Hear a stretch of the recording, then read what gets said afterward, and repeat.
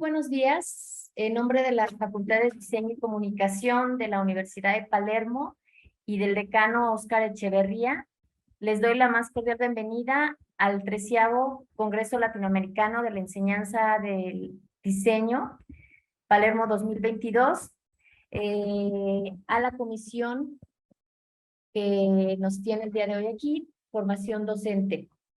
Para ello, bueno, mi colega, la maestra Celeste Abazzini, me estará apoyando desde la parte para moderar toda la cuestión, además técnica, que por ahí ya con ustedes se presentó al inicio de la sesión.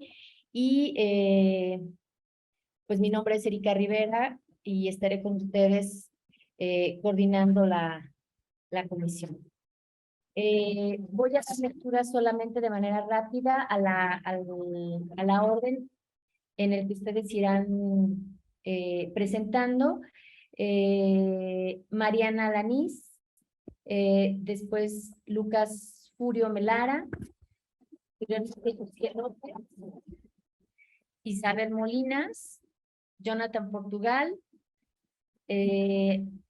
Alejandro Higuera, Florencia Giselle y Natalia Vitaz. Y pasaremos a la sesión de preguntas al finalizar la ronda. Pues sean todos bienvenidos. Voy a ceder la palabra para iniciar nuestra comisión a Mariana Alanís, de la Universidad Nacional de Patagonia Austral, Argentina, quien nos va a presentar diseño de propuesta de formación permanente para desarrollar competencias digitales. Sí, tenemos a Mariana Alanís. Bueno, adelante, Mariana. A los demás solamente les pediría, si son tan amables, de ir apagando sus cámaras. Muy bien, Mariana. Hola, buenos días a todas, a todos. Muchas gracias. Bueno, voy a comenzar. No se puede entonces hacer ninguna presentación, ¿verdad? De compartir pantalla. Estás muteada. Sí puedes compartir pantalla, solamente que no excedan 4 o 5 slides. Sin problema. Perfecto. Ok, tengo un solo slide. Sí, sin problema lo puedes compartir. Lo que les voy a... Tienes habilitado. De todas maneras, lo que les voy a compartir en el chat es el link a la presentación completa, por si a alguien le interesa. Ahí lo acabo de publicar. A ver. Sí, ya Acá. Ya lo visualizamos. Ok. ¿Me dicen si lo ven? Sí. Bien. Bueno, yo soy becaria de un proyecto de investigación, se llama la Formación de Recursos Humanos en Escenario de Transformación Digital del Instituto de Educación y Ciudadanía de la UMPA, UACO, la Universidad Nacional de la Patagonia Austral. Esto queda en la provincia de Santa Cruz, en la República Argentina, y bueno, esta presentación tiene que ver con un proyecto de investigación que estoy realizando en el marco de mi tesis de maestría en educación en entornos virtuales de la misma universidad. La situación producida por la pandemia por COVID trajo aparejada la urgencia de buscar nuevos escenarios para enseñar de forma remota. Los docentes debieron readecuar la metodología de enseñanza implementando estrategias exclusivamente virtuales. El objetivo de esta investigación es diseñar una propuesta de formación continua para docentes de educación primaria mediante la participación en una comunidad virtual de aprendizaje, que favorezca el desarrollo de competencias digitales para la enseñanza en el nivel primario utilizando TIC en el área de las ciencias sociales, más específicamente en la enseñanza de la historia regional. Entendiendo que esta sociedad necesita reeducarse en nuevas alfabetizaciones multimedia y entornos enriquecidos, Incorporar distintos lenguajes, formas de interpretar, trabajar en la capacidad de establecer y aplicar criterios de selección, de recursos, de contenidos, será fundamental el papel de los docentes en esta nueva realidad para incentivar a los estudiantes a desplegar todo su potencial. Esto será posible si apuntamos a desempeñarnos en entornos colaborativos, asumiendo una posición activa frente al conocimiento con las nuevas condiciones que la tecnología ofrece. Los docentes de nivel primario de la provincia de Santa Cruz han reclamado históricamente sobre la necesidad de encontrar recursos adecuados para la enseñanza de la historia regional. Esta problemática se vio acentuada durante la pandemia por COVID, que obligó a los docentes a readecuar sus propuestas y sobre todo buscar recursos digitales para la enseñanza de manera exclusivamente virtual.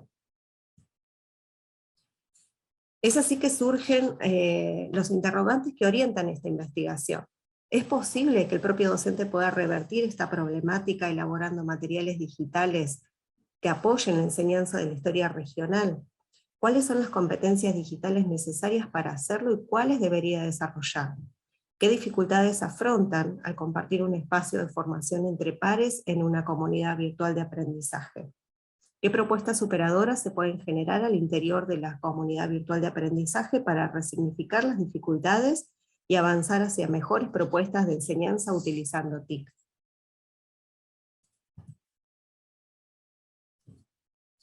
Los principales aportes teóricos tienen que ver con algunos conceptos, por ejemplo el de competencias digitales, que se refiere al conjunto de los conocimientos, características personales, actitudes y habilidades que posibilitan el desempeño de la actuación docente.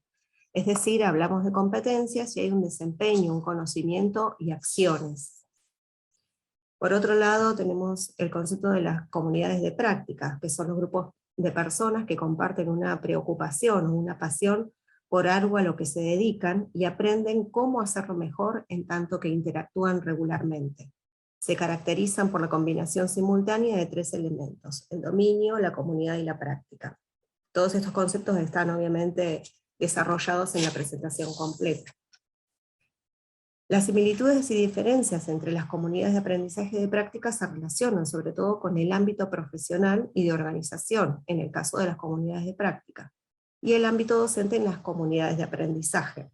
Pero se puede decir que sus límites son relativamente difusos y que tienen amplias similitudes. En este caso, cuando haga referencia a la comunidad virtual de aprendizaje, una de las características que asume esta estrategia pedagógica tiene que ver con el aprendizaje colaborativo y la interacción entre sus miembros en un tipo de relación afectiva, que ocurre en un tiempo y en un espacio para aprender. Lo que distingue a este proceso es que se centra en la participación social para la construcción de aprendizajes. Para que exista una comunidad virtual de aprendizaje deben darse algunas condiciones. Por ejemplo, situar a las personas en el centro del aprendizaje, permitir un acceso a todos con igualdad de condiciones, realizar un trabajo colaborativo, facilitar las estructuras horizontales de funcionamiento, avanzar en innovaciones técnicas y herramientas que favorezcan entornos modernos y flexibles, y promover cambios institucionales que faciliten su desarrollo. Esta comunidad virtual de aprendizaje comparte una problemática real común, un área de conocimiento que trae aparejada gran complejidad, y a su vez un gran desafío pedagógico para la construcción de conceptos estructurantes en la enseñanza de la historia. Una de las investigaciones de mayor relevancia de Pagés tiene que ver con el tiempo histórico, investigación que no solo contribuyó a pensar la temporalidad, sino que fundamentalmente aclaró supuestos que cercenaban la enseñanza de la historia en los currículos escolares. Esto también está desarrollado en la presentación más amplia. Pagés también reconoce que las TIC son consideradas imprescindibles en el proceso educativo de profesores, investigadores, niños y adultos. Sin embargo, en la enseñanza y el aprendizaje de la historia debe haber un trabajo metodológico para que la búsqueda y las investigaciones de los estudiantes no sean una copia mecánica de informaciones, datos y procesos históricos desconectados. Pagés afirmó: nadie puede creer, sin embargo, que las TIC por sí mismas van a generar en nuestros jóvenes conocimientos históricos, que van a facilitar la formación de un pensamiento histórico y el desarrollo de su conocimiento de la historia, de su conciencia de la historia, perdón.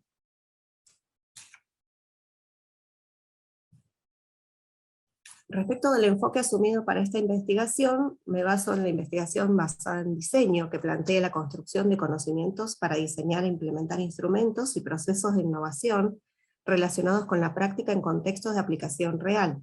Este tipo de investigación se caracteriza por ser flexible y dirigido a mejorar las prácticas educativas.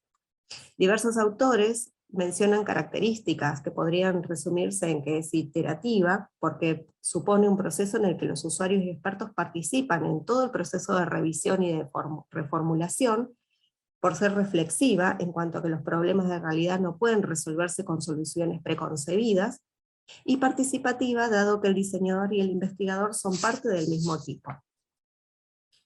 Respecto de las consideraciones metodológicas, está previsto utilizar técnicas mixtas, tanto cuantitativas como cualitativas, para recabar información del proceso, describirlo y analizarlo.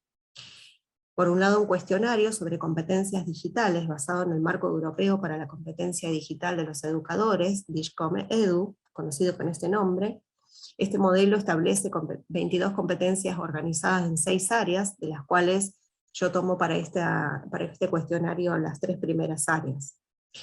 También se trabajará con el análisis de documentos de bibliografía, el diseño de la propuesta mediante recursos previstos en una plataforma a implementar, que aún no está definida, y las actividades previstas son actividades en las que se forman grupos de discusión, trabajos de campo, aprendizaje centrado en problemas, reflexiones, autoevaluaciones, entre otras. Luego de este trabajo, la idea es realizar entrevistas semiestructuradas a los docentes, una vez que se haya iniciado el proceso de participación e interacción en la comunidad virtual de aprendizaje. La población y muestra está compuesta por 40 docentes del nivel primario, con menos de 10 años en ejercicio de la docencia en el área de las ciencias sociales, específicamente en la enseñanza de la historia. Y la población estará compuesta por las comunidades que conforman la cuenca carbonífera, que está conformada por las localidades de Río Turbio, 28 de noviembre, Julia Dufour y Rospentec, que se encuentran en el sudoeste de la provincia de Santa Cruz, en la República Argentina, en la Patagonia. Como conclusiones puedo decir que estas nuevas experiencias de autoformación no se desarrollarán sino desde la colaboración e interacción con otros, en entornos enriquecidos y con características de aprendizaje colaborativo. El éxito de esta tarea no radica en la sofisticación o actualización tecnológica, aunque esto por supuesto es una ayuda, sino en el grado que implica que cada profesional, el grado de implicancia, en que cada profesional de la educación desarrolla respecto del diseño y desarrollo de innovaciones pedagógicas apoyadas en las TIC, pero a su vez partiendo de modelos pedagógicos y didácticos que permitan a sus estudiantes la participación activa en el aprendizaje. Bien, eso es todo, muchas gracias. Mariana, muchas gracias por tu presentación, muy interesante. Creo que la parte de el abordar el estudio de las competencias digitales docentes nos pone a todas las instituciones en alerta, y un poco más esto derivado pues de la pandemia vino a revolucionar en algunos casos, en otros acelerar el uso de las TIC, y estos estudios pues impactan directamente en los procesos de enseñanza-aprendizaje para los estudiantes. Muy interesante. Muchas gracias, Muchas María. gracias.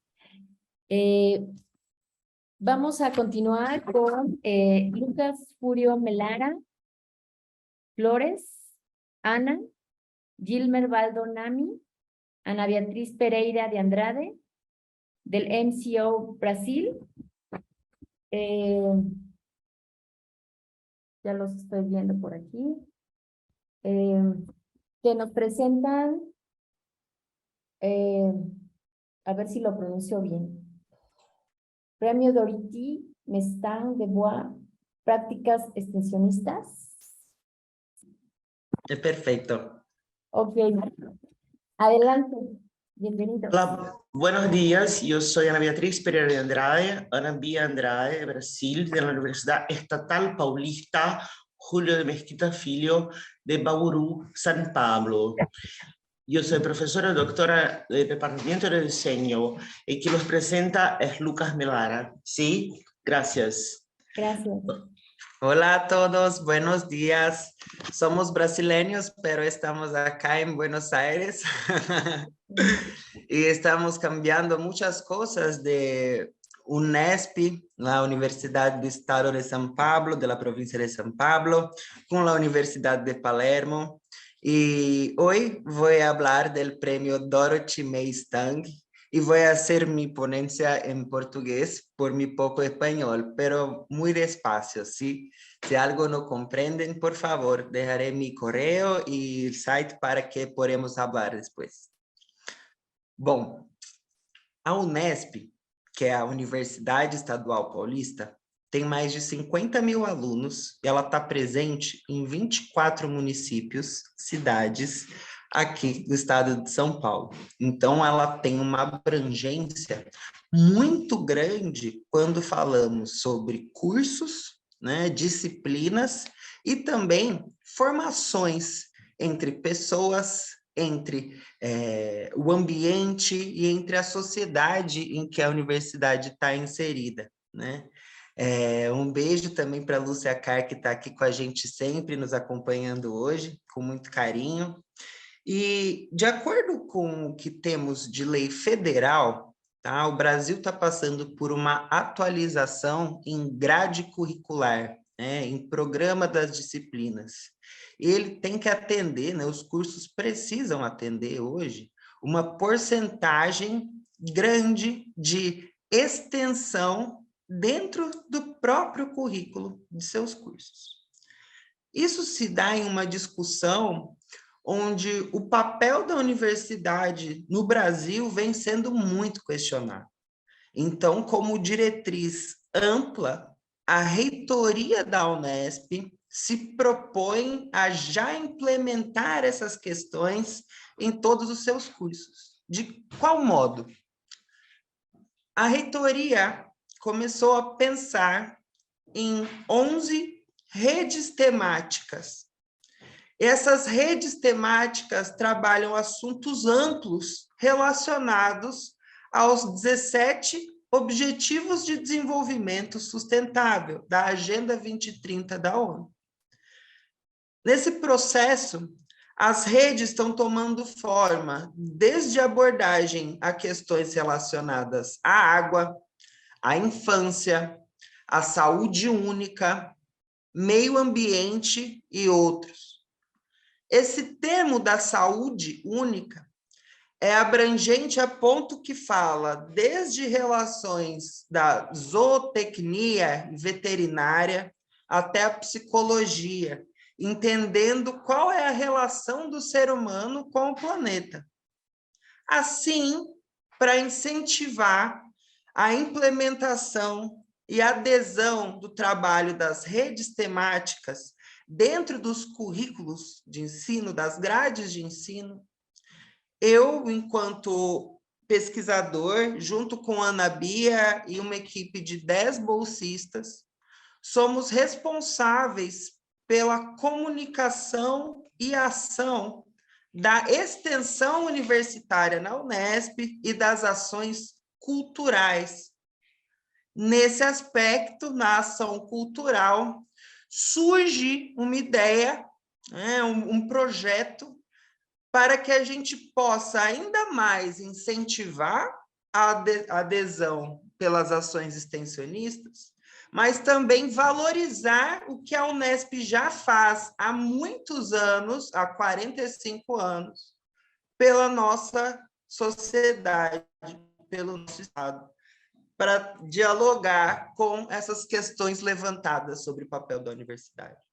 Então, Dorothy May Stang foi uma freira, né, freira Notre Dame, que veio ao Brasil e trabalhou durante muitos anos com comunidades indígenas e povos originários, fazendo a pauta tomar uma relevância muito grande, ao ponto que ela foi assassinada em 2005, né? Então, a história e a trajetória dela serve de inspiração para a criação do prêmio com o nome dela, Dorothy May Stang, que reforça as boas práticas das ações extensionistas em prol dos objetivos de desenvolvimento sustentável. Aqui a gente precisa ressaltar que a Unesp, em parceria com a UNB, que é a Universidade de Brasília, desenvolveu um projeto pedagógico e editorial que é o Guia Agenda 2030. Esse guia fala sobre como podemos alcançar os ODS através de projetos específicos mapeados entre as duas universidades. Assim, também propusemos 3 novos ODS em discussão: ODS 18, que trata da igualdade racial, o 19, que trata sobre arte, cultura e comunicação, e o 20, que fala especialmente sobre os povos originários e comunidades tradicionais, oriundas dessa discussão do Prêmio Dorothy May Steinman.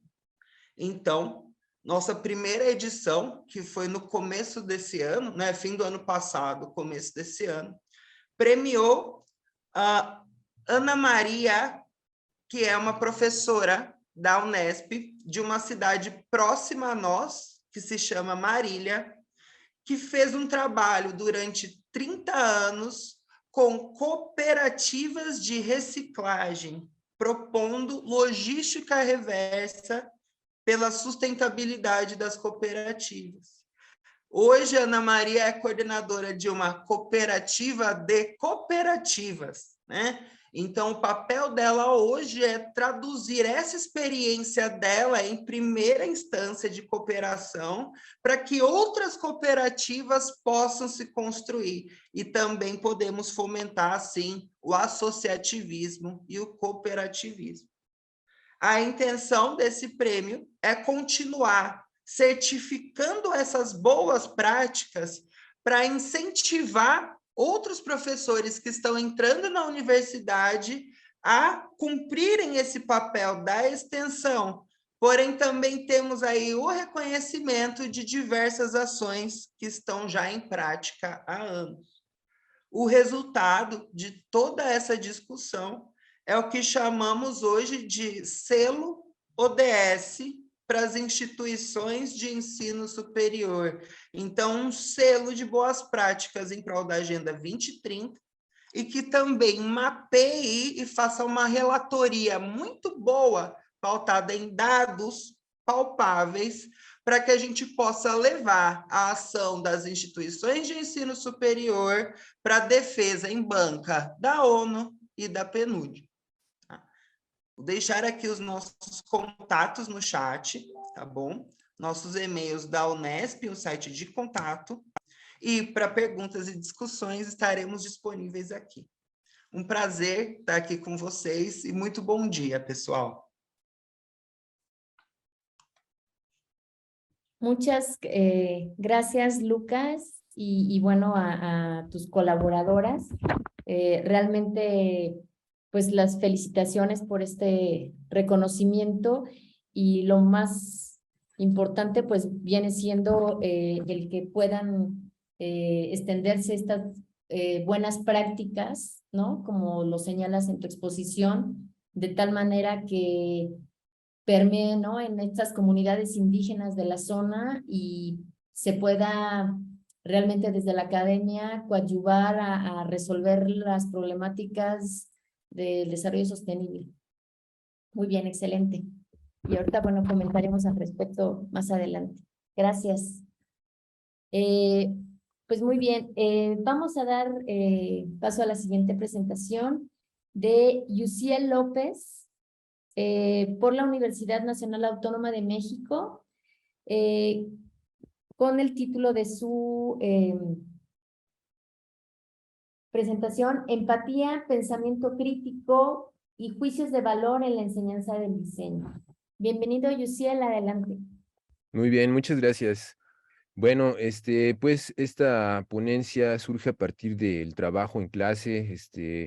Se ha tratado de pues proponer algunas soluciones para este asunto, y pues bueno, la ponencia es así. Bueno, los juicios de valor, así como el hábito de criticar, están muy arraigados en nuestra sociedad. Esto se refleja en el aula, creando un efecto inhibitorio para la comunicación grupal y el desarrollo del pensamiento crítico. La naturaleza de los juicios de valor, que pueden llegar a ser malsanos, derivan de su relación con el ego. Al introducirse esta variable en la interacción grupal, tanto el aspecto cognitivo como el emocional pueden verse directamente afectados. En el presente trabajo se propone compartir algunas reflexiones en torno a la empatía y el pensamiento crítico objetivo en los procesos de enseñanza de diseño. Bueno, nuestra máxima casa de estudios en México, la Universidad Nacional Autónoma de México, tiene entre sus documentos base que la función de la práctica docente en nuestra casa de estudios se sustenta en la especificidad de su tarea de mejora social. Se menciona también el derecho a expresar opiniones sin restricción, excepto el respeto y la tolerancia que deben privar en la discusión de ideas y que impide imposición de dogmatismos y hegemonías ideológicas. Retomamos en este trabajo algunos principios del budismo como método o enfoque que analiza los fenómenos, circunstancias, emociones y pensamientos mediante una revisión, una investigación sistemática constante entre los fenómenos y su relación con quien los viven o experimentan, es decir, con el yo. En este sentido, se considera importante enfocarse en la tarea, hacer explícitas subjetividades y tomar en cuenta el aspecto emocional para fijar conocimientos y propiciar la comunicación constructiva. Cuando la funcionalidad de la crítica, que en principio tiene una utilidad social, se hace compulsiva o se hace inconsciente, puede llegar a generar problemas constantes. Nos interesa entonces ver qué parte de la crítica y del juicio del valor es o no útil al interior del aula. La crítica se diferencia del criterio en cuanto el segundo es la observación de cualquier circunstancia o fenómeno sin una proyección evidente de mi subjetividad emocional al verificarlo o al percibirlo. Tenemos el problema de que el juicio de valor se confunde a veces cotidianamente con tener criterio. Por ejemplo, a mí me puede gustar mucho el arte contemporáneo y considero que todo el mundo debería apreciarlo. Respecto a esto, mis preferencias estarían perfectamente definidas, pero si alguien llega a mostrarme una apreciación distinta, reaccionariamente puedo pensar que ese alguien con una opción distinta está invadiendo con ello mi territorio, que establece el juicio de valor para sí mismo. De manera que la conciencia perturbada origina emociones y pensamientos que tienen la necesidad de proyectar constantemente sus juicios de valor a fin de posicionar la subjetividad del ego. Esto provoca muchos problemas a nivel personal y social. El ambiente comunicativo en nuestra sociedad, por ejemplo, la mayoría de programas de noticias y de espectáculos que tienden cada vez más a mezclarse, se basan en construir estructuras maniqueas, en blanco y negro, de modo que la audiencia se puede identificar fácilmente, ya sea en una posición o en la otra. No hay una conciliación, sino que se pretende que nos apeguemos a líneas de pensamiento construidas que aluden a lo emocional, para que seamos seguidores de una ideología o posición determinada, lo que plantea un auténtico problema de libertad de pensamiento y pensamiento crítico. Enfrentamos el problema de que en los hechos puede dar placer criticar señalando defectos del otro, pues nos da una posición de aparente superioridad al enjuiciar. Tenemos tan arraigado el modelo de criticar desde pequeños en un sistema educativo que en general no distingue complementariedad sino competencia en el sentido de habilidad mecánica y competición. En esta lógica, claramente, lo que habría que hacer al competir es ser el mejor y arrasar con todos los demás. Hay que evitar esta visión en el aula. Actualmente, afortunadamente, este modelo de competitividad está siendo desplazado. Hay movimientos sociales y empresariales que no hablan ya del modelo de competir, sino de complementar, lo que lleva a mayor eficiencia en la producción. El efecto inmediato de un mal juicio de valor propiciado por el ego es que produce ansiedad y ostracismo. Se mantiene latente y constante en nuestra percepción propia y de los demás. Para contrarrestar los efectos negativos que hemos mencionado, tenemos dos elementos fundamentales: la sabiduría y la compasión. Conceptos a veces mal interpretados, pues sintomáticamente la compasión tiende a verse como lástima, que apuntala un juicio de valor. La genuina empatía no es solo ponerse en lugar del otro, sino que en el fondo apunta a dejar el egocentrismo que la propicia de manera natural. La ecuación sería a menos ego, mayor empatía y viceversa. Esto se sostiene en el hecho de un deseo de bienestar genuino, que tanto los que quiero como los que no, que incluso odio, dejemos este modelo que me origina sufrimiento también en mí. Cambiar la aspiración al no centrarme en mí, sino en desear que los demás dejen de sufrir, como grado máximo de empatía, que llega a ser compasión auténtica, sin un dejo de pena ni de lástima. Aplica aquí también el principio de reconocer que esto es solo algo que a mí me gustaría, es mi aspiración sincera y simple, lo cual permite que algo en mis pensamientos y en mis emociones se transformen hacia algo más positivo, desde la aspiración hecha desde el convencimiento personal. Es necesario entonces propiciar una relación grupal bajo la ausencia de juicios de valor, lo cual enfrenta el problema de que cotidianamente muchas pláticas, tanto en alumnos como en nosotros, se basan en juicios polarizados, de modo que si alguien tiene opiniones mesuradas que no defiende, se le percibe como simple, soso o débil. De manera sutil se polariza y excluye al otro, ignorando al que se ve como tibio o medias tintas. Esto está incrustado en nuestra forma de pensar, cultura, educación y sociedad. Si queremos sanar desde nuestra posición, podemos empezar por nuestro modelo relacionado con nuestra forma de ser. Sentimientos, emociones, tratarse sin pena o lástima victimista, sino con empatía, sin juicios maniqueos. En el aula, entonces, es sustancial enfocarse a la tarea en turno, al tema, los objetivos de clase y en el transcurso buscar poner en marcha dinámicas grupales positivas. Si se detecta algo negativo o ineficiente, no culpabilizar, sino dirigir energía para que evitemos esto y superarlo con el planteamiento eficiente de qué puedo hacer concretamente. Actuar para poderlo cambiar con el tiempo que esto implique. Evitar victimizar, pues ello busca transferir la culpa o lo que percibimos como tal. Es sustancial así no confundir culpabilidad con responsabilidad. Desde el punto de vista práctico, puede ser sumamente útil este enfoque con ausencia de egocentrismo.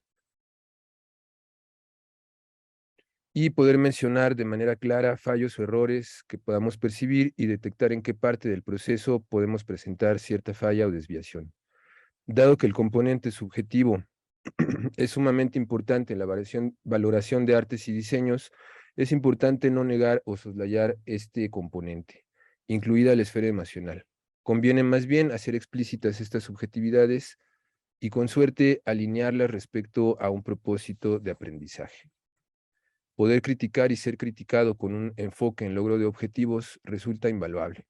La iteración o ajuste de resultados puede ser también ampliamente aprovechado en las secuencias de aprendizaje, de modo que retomemos consciente y sistemáticamente estrategias que han aplicado compañeros, tanto el que el grupo considere más adecuado como el menos, pero siempre respecto a condiciones y características claramente expuestas y compartidas por el grupo, aunque abiertas a interpretación y discusión.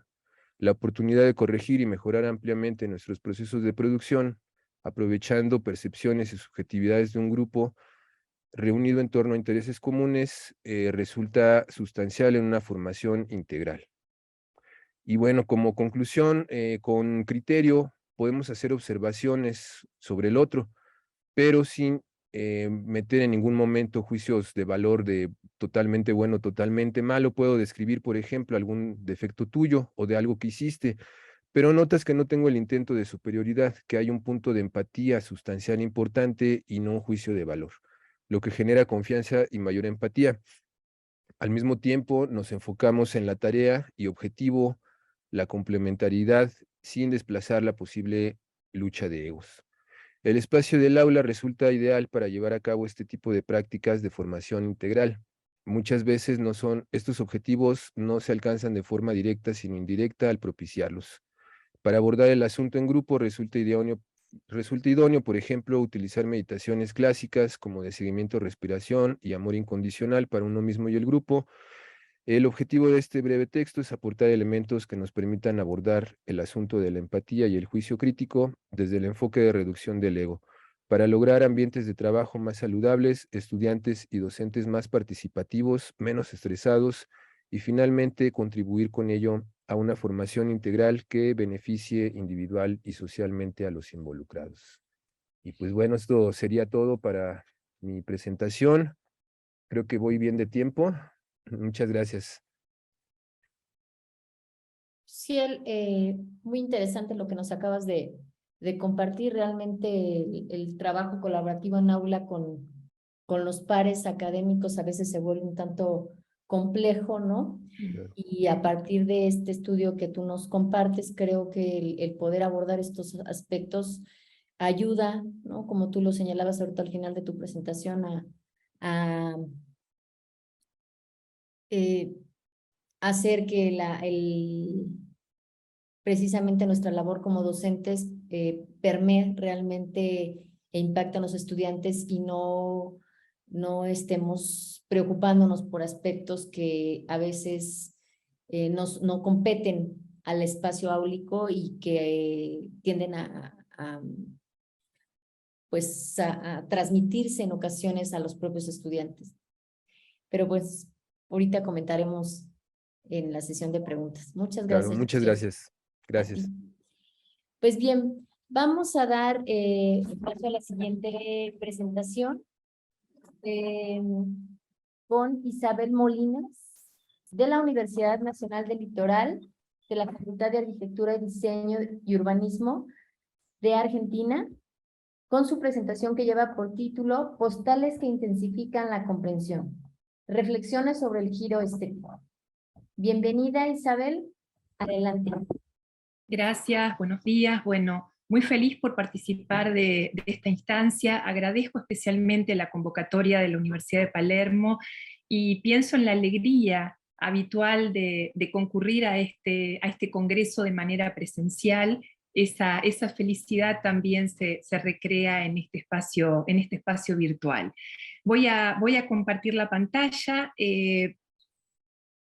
Ya señaló Erika que me voy a referir al trabajo con tarjetas postales, y en el inicio de esta breve exposición yo les propongo que piensen en la alegría, en el entusiasmo que nos genera en el marco de una propuesta de gestión cultural, una presentación de libros, la muestra de obras de arte, un aniversario, recibir esas tarjetas y llevarlas para poder después recrear el entusiasmo por una imagen, un nombre propio, un fragmento. Es justamente ese entusiasmo desde fines del siglo XIX, 1869, en el contexto de Austria-Hungría, cuando se diseñan las primeras postales, que las volvemos a traer al espacio de las aulas, no solamente de las aulas de las carreras de diseño, sino nuestra propuesta fundamentalmente tiene que ver con poder pensar la sinergia entre el diseño de comunicaciones visuales y otras áreas del currículo. En el origen de esta comunicación, articulamos, tejemos los hilos de dos líneas de investigación.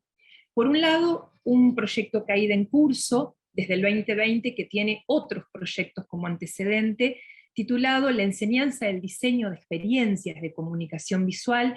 Me acompaña en esta sesión Ignacio Riboldi, que es también integrante del grupo responsable del proyecto, con sede en la Facultad de Arquitectura, Diseño y Urbanismo de la Universidad Nacional del Litoral. Y un hilo de investigación que se teje en la otra facultad en la cual soy profesora titular, que refiere a la tesis doctoral defendida en el año 2016, donde abordo puntualmente las relaciones entre arte sin disciplina, en un campo más amplio que también involucra el diseño de comunicaciones visuales, y la educación basada en experiencias. Y a partir de esa indagación, numerosos encuentros de posgrado, donde abordo cuestiones referidas a la experiencia estética en educación. Dos interrogantes, sobre todo para poder presentar la problemática en los minutos que tenemos disponibles.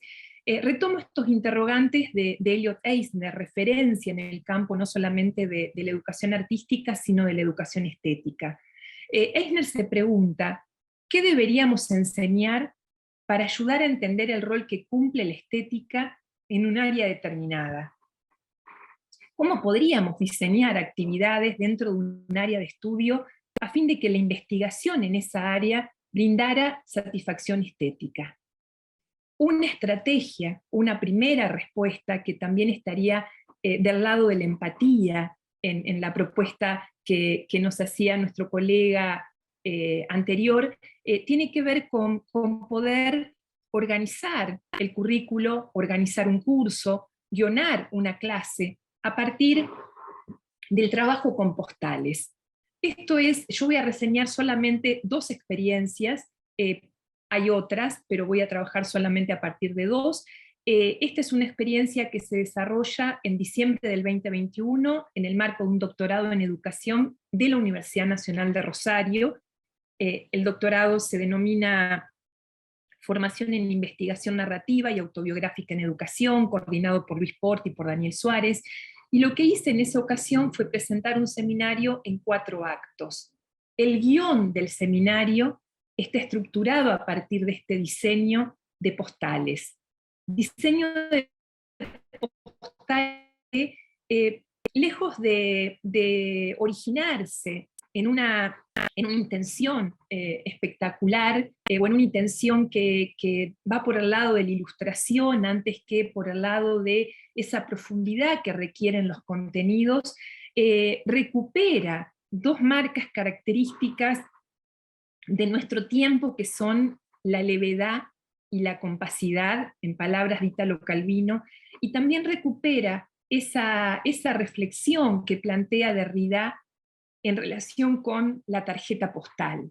Esa tarjeta postal que es muy breve, pero que también en sus orígenes circula sin sobre.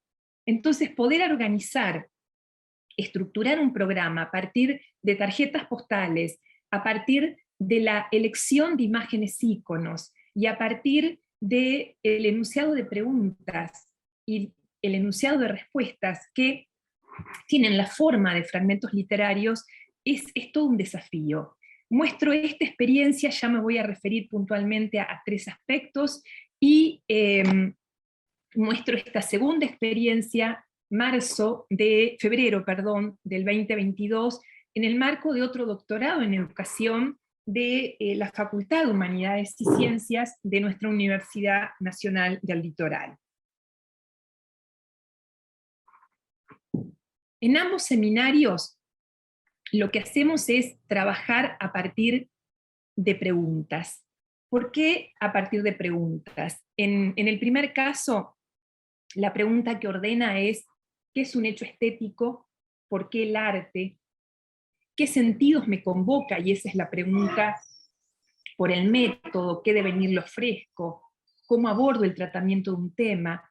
Y la cuarta postal, en blanco, lo que hace es propiciar una instancia de evaluación en la cual ese diseño de contenidos está a cargo de las y los estudiantes.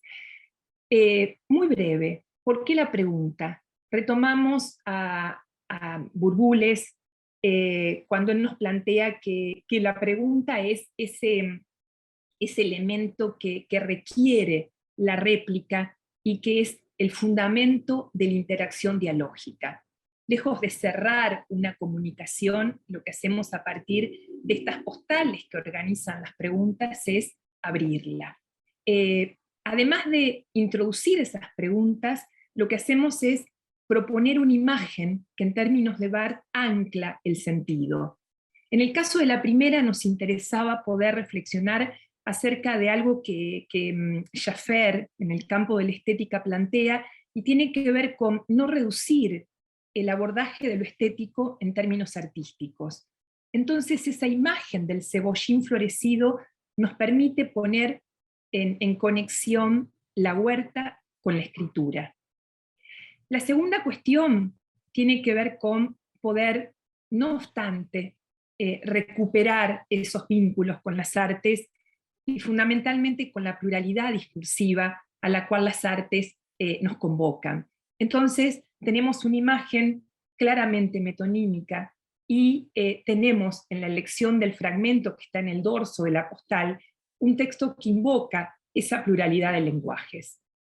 Y respecto del método, y ya voy terminando en esta descripción, respecto del método, elijo un fragmento, elijo un detalle de un tótem colectivo que produjeron los estudiantes en 2019 que ingresaron a la Universidad Nacional del Litoral.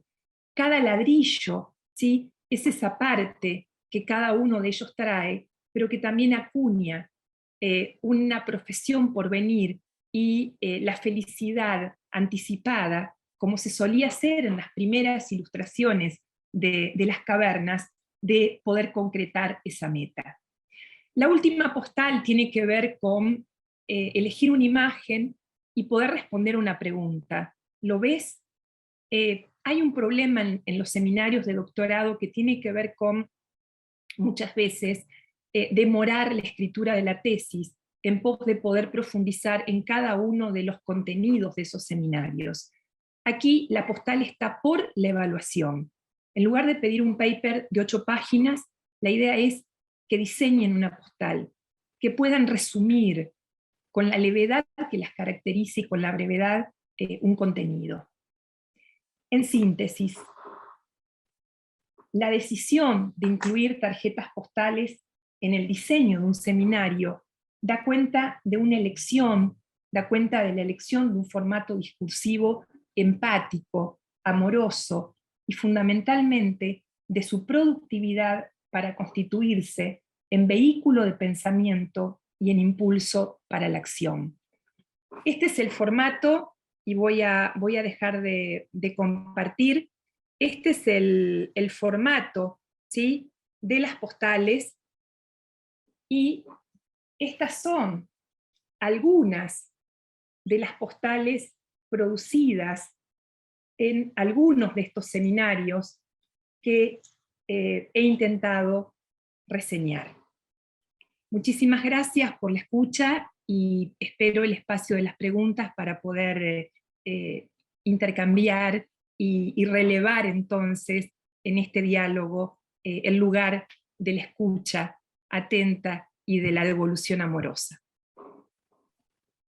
Isabel, muchas gracias por tu presentación. La verdad es que la manera en la que nos presentas esta estrategia, ¿no?, que apoya la parte de la enseñanza en estos seminarios de los doctorados, bueno, el seminario de diseño, es pues muy innovador, como lo señalabas en tu presentación, porque permite, ¿no?, ese puente, ¿no?, hacia la parte de la disertación, ¿no?, que a veces se vuelve tanto compleja, ¿no?, y el poder ver desde la parte estética el uso de las postales como medio discursivo para poder transmitir eso que a veces en la disertación cuesta trabajo, es pues es un reto, pero a la vez es muy innovador la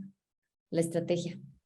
Gracias, Bueno, Erika, y gracias a las y los colegas por sus comentarios. Ahorita comentaremos al respecto más adelante. Gracias, Isabel.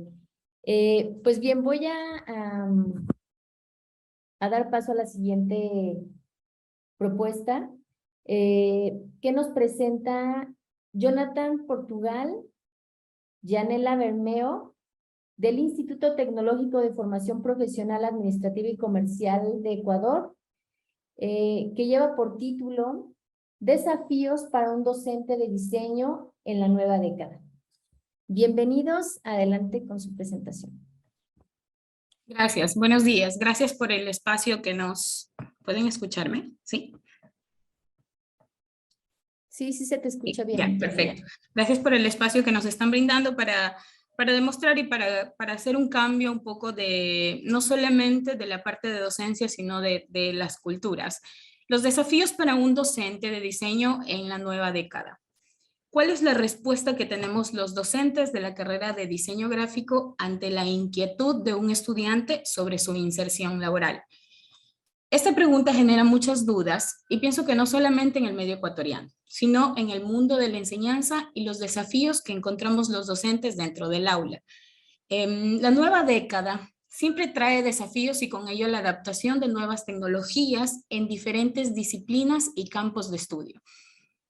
Esto permite un crecimiento profesional, pero también genera inestabilidad en los profesionales que decaen, sobre todo cuando son reemplazados por personas que cobran un menor valor monetario porque su tarifa se basa a experiencia, más no a un conocimiento respaldado por un título universitario. El uso de estas herramientas digitales también ha sido un aporte para la desvalorización de los profesionales gráficos. El acceso a plataformas que trabajan con inteligencia artificial genera inestabilidad. Genera inestabilidad o no ayuda a que las personas o ausenta a las personas con la necesidad de contratar un profesional que sea parte de la formación de la identidad de una marca. La presente investigación se ha desarrollado en 4 fases, que la primera es dentro de las remuneraciones. Vamos a hablar un poco de las remuneraciones de lo que es en nuestro país, Ecuador. El diseño gráfico se vuelve menos interesante porque se ha ido denigrando por falsos conceptos de que solamente es un dibujito, como le llaman acá en nuestro medio. Por lo que en muchas ocasiones no se destaca la diferencia entre contratar un profesional y alguien que es empírico. Porque los mismos profesionales, sobre todo los que recién están graduados, dañan el medio por conseguir un cachuelito, como le decimos acá, porque los clientes ofrecen un pago más bajo a cambio de la oferta de dar más trabajo a futuro. El diseñador gráfico en Ecuador está identificado por su área de trabajo, los años de experiencia y el portafolio de clientes con el que haya trabajado. Bajo esta dependencia, su sueldo empieza entre los 425, que es el considerado el sueldo básico en nuestro medio, y con un aumento hasta los $600 quizá, que se generaría si su experiencia está entre 1 y 2 años y tiene conocimientos de algo específico o algo requerente de la empresa. Depende mucho de esto la oferta de sueldo que se encuentran en nuestro mercado. En la actualidad, es recomendable, o los docentes recomendamos a los estudiantes de la carrera de diseño gráfico que se desarrollen en el medio laboral mientras ellos ejercen sus estudios, con el fin de desarrollarse como un diseñador gráfico junior, lo que le permitirá acceder al mercado laboral con una experiencia de 2, 3 o 4 años que le permita acceder a ser un director de arte de una agencia publicitaria y obtener un sueldo un poco más alto que estaría estimado entre los $1,500. Otra de las fases que se ha realizado para la presente investigación es el uso de plataformas. Do it yourself es un término que se ha puesto de moda en la actualidad. En el desarrollo de este es un desarrollo de proyectos bajo conceptos empíricos. Con la ayuda de la inteligencia artificial ha permitido que las plataformas den facilidad en su creación por la selección de múltiples opciones bajo gustos y modificaciones puntuales, como son el color, el tamaño, la letra, lo que permite crear piezas gráficas a bajo o quizá hasta a un nulo costo. Existiendo un gran problema en esto, una identificación, que no existe una línea gráfica porque su creación no está desarrollada bajo los conceptos que tiene un profesional. La implementación de estas herramientas decae mucho el interés ante la profesión. Por ello, es importante que los estudiantes se formen como un profesional gráfico con análisis visual que crea nuevos conceptos y soluciones. También es importante que los estudiantes se desarrollen sus habilidades con base a la era digital.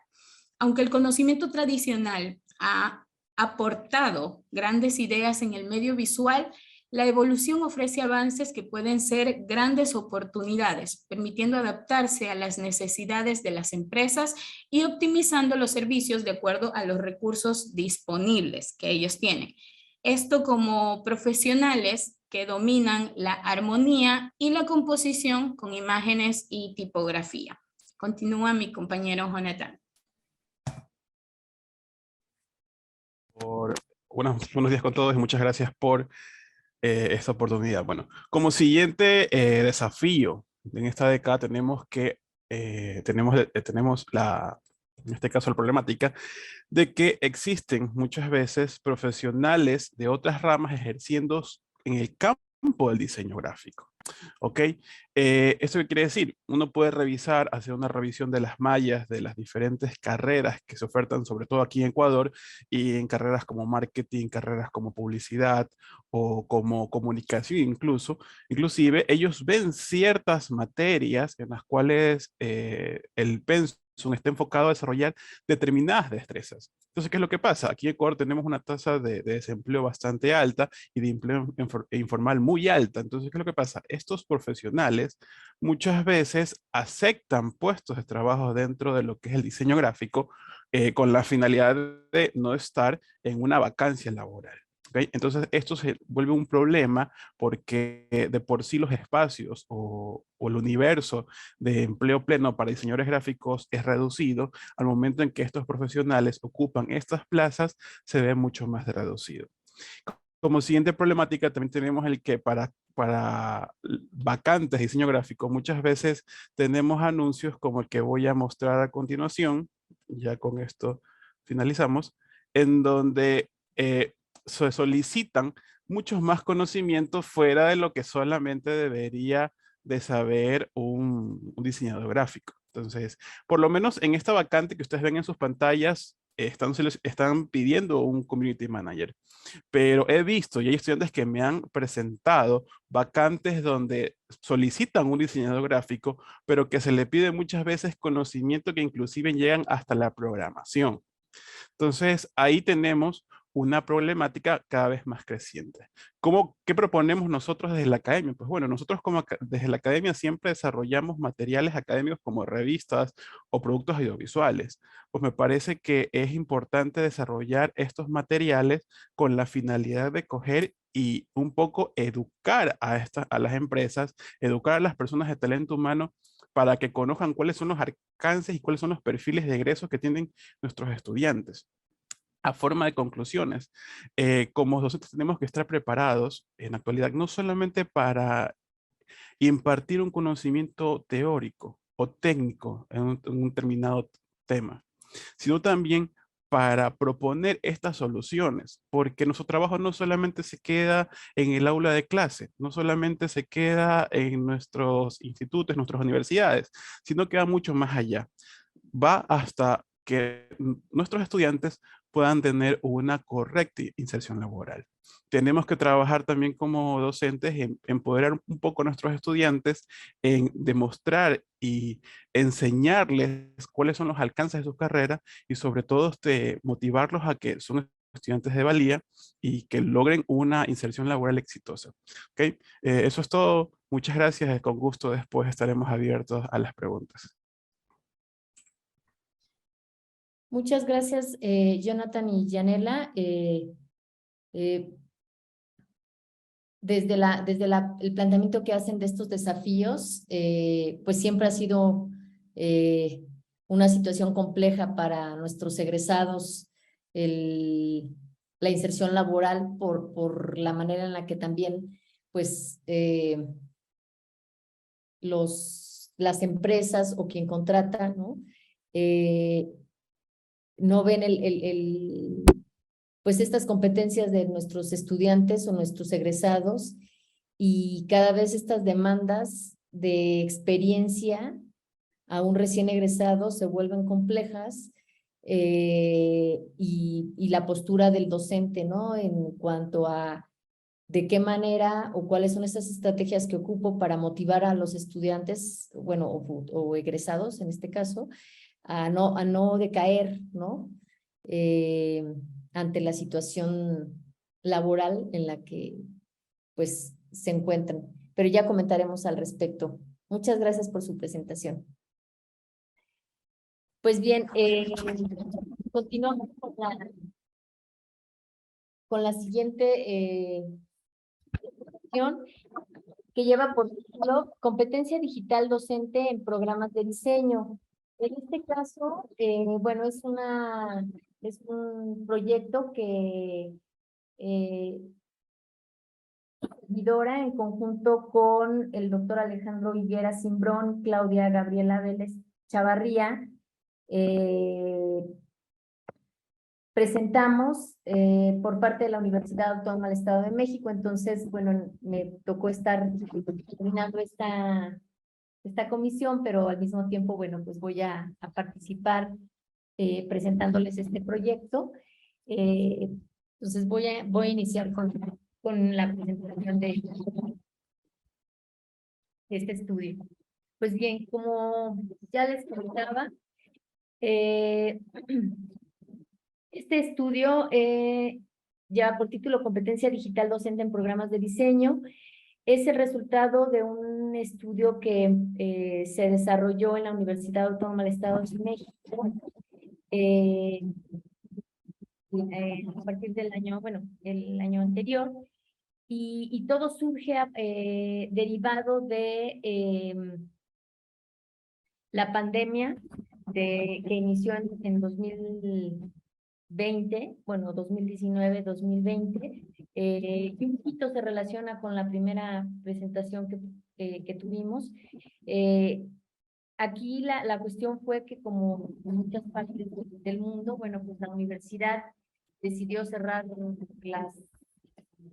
la universidad y mandarlas todas nuestras clases, tanto de licenciatura como de posgrado, a la virtualidad. Y entonces eso fue el enfrentarnos todos los docentes a esa transición que fue de manera abrupta, ¿no? A partir del 19 de marzo del 2020. Y de ahí el interés de realizar este estudio, en donde nos queda claro que la evaluación del desempeño docente es un medio de aprendizaje profesional mediante el cual el profesor le permite orientar y fortalecer su quehacer educativo. Algunos autores lo consideran como un proceso que necesita de definición específica mediante competencias con las que el docente cuenta. Por lo tanto, es importante que todo programa educativo, en este caso en particular,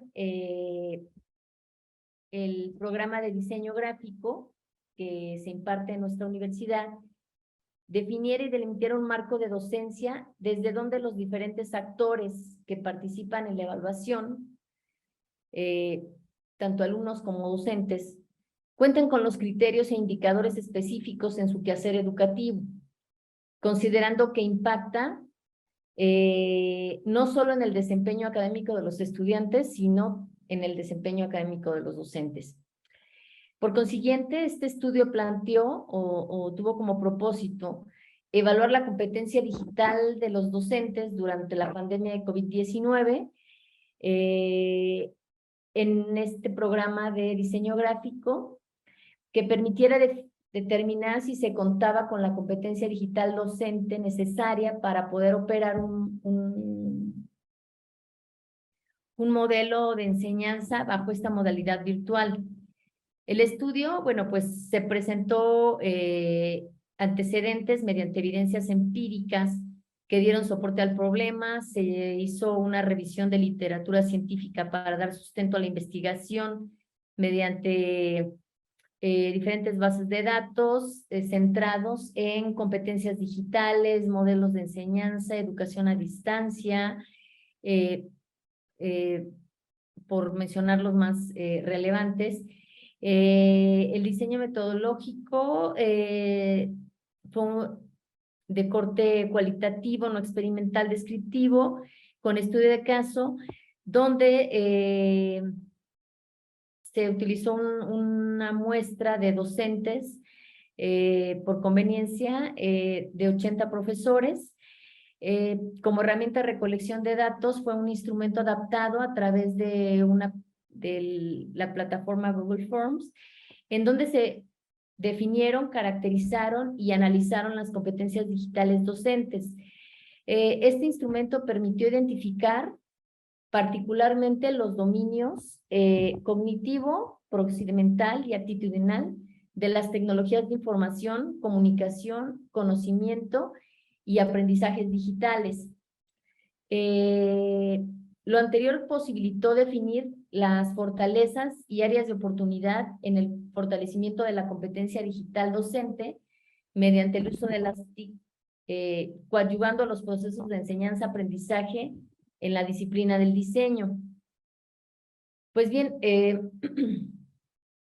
una vez aplicado el instrumento, los hallazgos o los resultados permitieron alcanzar el propósito centrado en la evaluación de la competencia digital para este programa académico, en donde, bueno, se destaca lo siguiente. Desde el dominio cognitivo, el conocimiento de las TIC solo se centró sobre 3 tipos de tecnologías que tuvieron un porcentaje alto, alrededor del 80%, que estuvo dado a partir de herramientas de usuario y programas básicos, centrándonos en Word y PowerPoint, sistemas de comunicación en línea, como correo electrónico, foro, chat, videoconferencia, buscadores de información en red, Google, Yahoo y Bing. Del resto de tecnologías sobre las cuales opinaron los docentes, alrededor del 46%, admitieron hacer uso de bibliotecas y bases digitales, herramientas de web 2.0, espacios de interacción social, plataformas virtuales de enseñanza, recursos educativos en red, creación de materiales visuales. Desde el dominio procedimental, el uso de las TIC, los que tuvieron un nivel de más alto entre los docentes fueron herramientas y usuarios y programas básicos, un poco como lo comenté en el dominio cognitivo, sistemas de comunicación también y buscadores de información en red. El mayor porcentaje obtenido en cuanto al conocimiento de programas para la edición de imagen, audio y video correspondió a un conocimiento de nivel bajo de imagen, audio y video para este tipo de programas. De tal manera que alrededor del 50% no tenía conocimiento de estos programas. Y pues se presenta un alto deficiencia de conocimiento. De ahí que se visualiza como una barrera para la adopción de las TIC, particularmente bajo conocimiento de programas informáticos para producir materiales instruccionales. En consecuencia, los profesores del programa deben formarse en el uso de programas para manejar estos 3 aspectos: imagen, audio y video, con el fin de crear ambientes de aprendizaje más motivantes y actualizados para sus estudiantes que estén mediados por la tecnología, porque derivaba en que los alumnos también no estaban habituados a esta parte de la virtualidad y pues se desencantaban de lo que los profesores les presentaban en sus sesiones virtuales. Desde el dominio actitudinal, ahora sí que las actitudes de los docentes hacia las tecnologías de información y comunicación, se encontró que hubo un predominio de actitudes positivas, alrededor del 87% opinó estar de acuerdo en el uso de las TIC. Por ejemplo, en un ítem del instrumento, los docentes opinaron que se deben utilizar las TIC para mejorar la calidad de los procesos de aprendizaje. Más de las 3/4 partes de los docentes tuvieron una actitud positiva hacia lo expresado en esta premisa. Y alrededor del 11% opinó tener una actitud neutra. A partir de lo anterior, se llegó a estas conclusiones y estas acciones. Aun cuando los docentes transitaron de la presencialidad a la virtualidad en sus procesos de enseñanza, la competencia digital docente debe fortalecerse para operar bajo cualquier modalidad de enseñanza virtual, híbrida o mixta y presencial.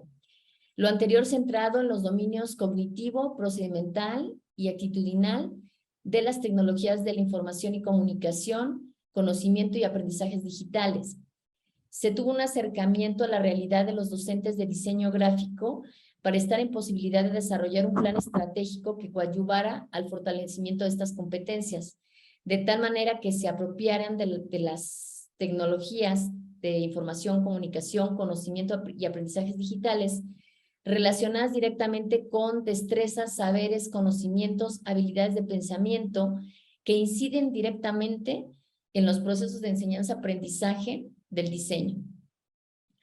También es importante mencionar que al día de hoy se continúa con un plan permanente de capacitación docente de TIC para el fortalecimiento de estas competencias. Sin embargo, pues falta hacer una evaluación para realmente ver si esto está funcionando y cuál es el avance que se tiene al día de hoy.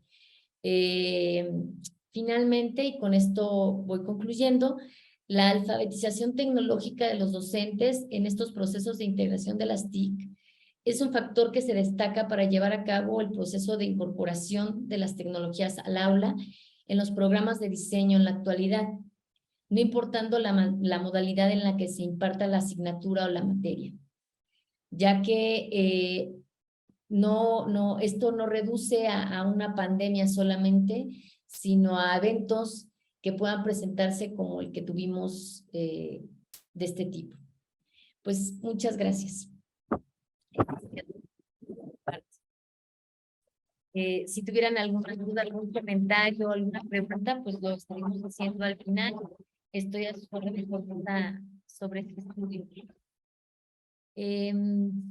Pues bien, voy a dar continuidad a la siguiente presentación por parte de Florencia Giselle Silva García,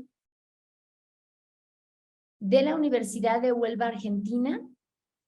El título de su presentación, Docentes y Pantalla. Hola, ¿qué tal? Adelante, Florencia. ¿Cómo Bienvenida. están? Soy, bueno, mi nombre es Florencia, muchas gracias por permitirme estar acá, por darme el espacio. Yo estudié en la Universidad de Morón en Buenos Aires, pero hice un máster en la Universidad de Huelva en España durante el año de pandemia. Ok.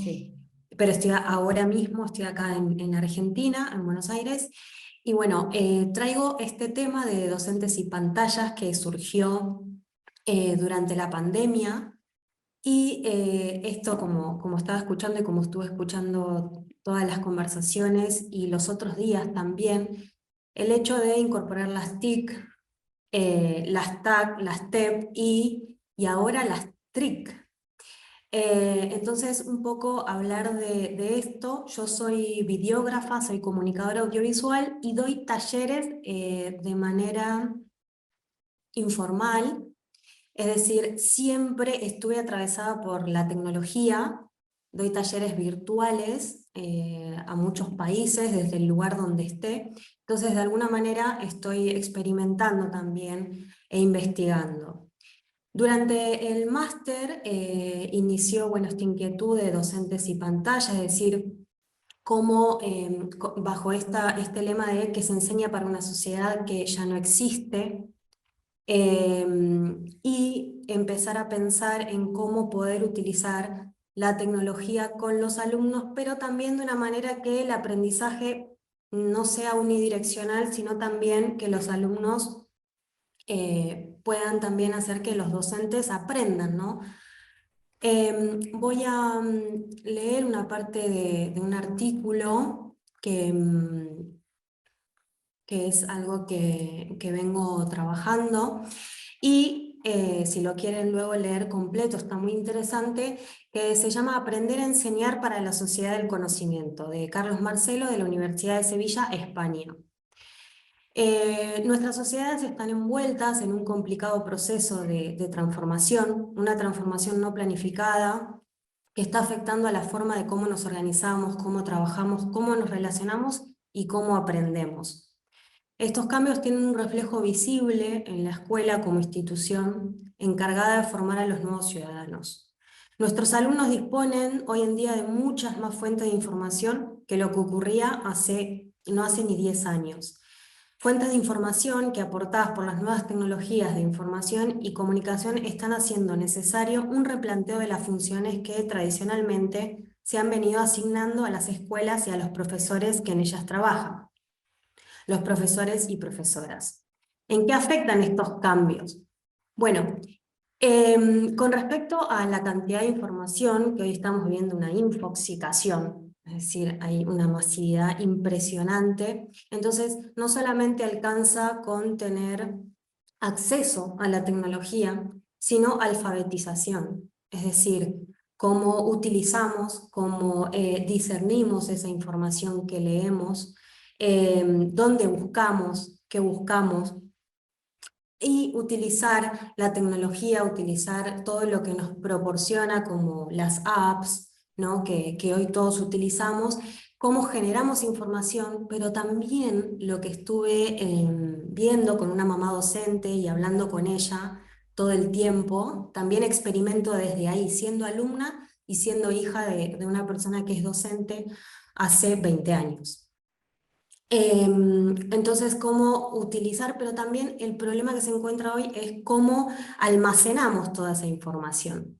Porque lo que estamos haciendo como sociedad, como alumno, como docente, como personas, es generar y generar y generar información, PDFs, de todo, y no sabemos dónde poder almacenarlo, dónde guardarlo, y también la seguridad, ¿sí? Son temas que están ahora mismo, que son muy importantes porque ya cada vez las cosas pesan más, entonces no sabemos dónde almacenarlo, ya no alcanza el celular, seguramente les habrá pasado, y esto también son temas de interés. Con respecto al máster, dentro del marco del máster que realicé el año pasado, hice un trabajo que se llama Brecha Digital. Tuve que achicar un poquito el campo de investigación y trabajé con la comunidad, la Fundación de Comunidades Rurales de Argentina, y trabajé con el Gran Chaco. ¿Por qué la brecha digital? Porque también es importante no solamente disponer de una computadora, de una notebook, también de un espacio.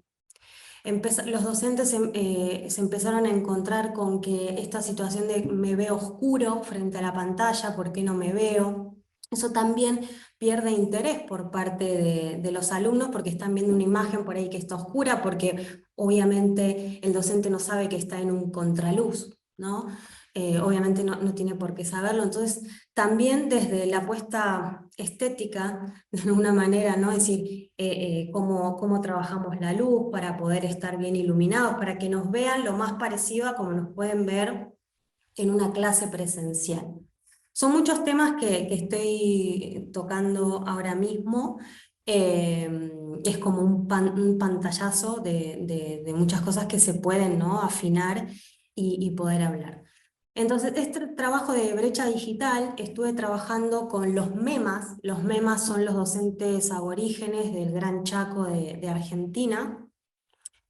Y mi tema fue trabajar el tema de la conexión a Internet, que también es importante. Como les digo, podemos tener una computadora, una notebook, pero si no tenemos un buen acceso a Internet, que en muchas zonas rurales también de la provincia de Buenos Aires no llega, o si llueve por ahí está un poco defectuoso, entonces también es importante. Empecé a trabajar con ellos online, entonces ahí también pude comprender que no solamente hay una brecha digital, hay una brecha de género, una brecha generacional, una brecha económica.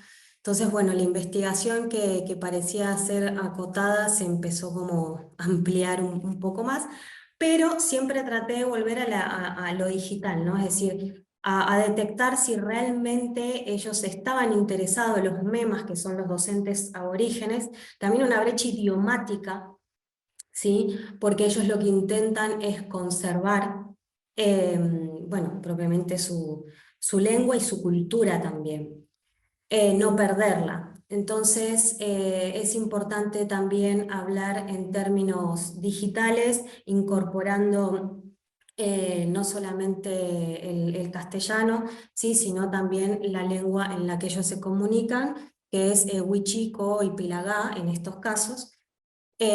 Así que bueno, el tema de investigación se fue como ampliando, pero llegamos a la conclusión de que la mayoría disponen de un celular, pero por supuesto que para poder dar clases, quiero compartir, si puedo, a ver, voy a compartir una parte del trabajo, después me gustaría como compartírselos más para que lo puedan leer, porque está por ahí interesante.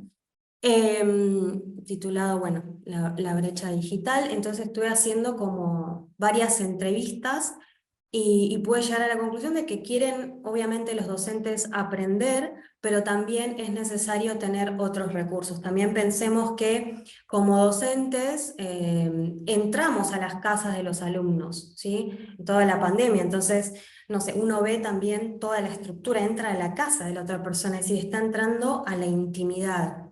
Y también las interrupciones que se pueden tener mientras uno está dando una clase, desde los ruidos, alguien que esté viniendo, que en lo presencial eso no sucede, o no sucede tanto.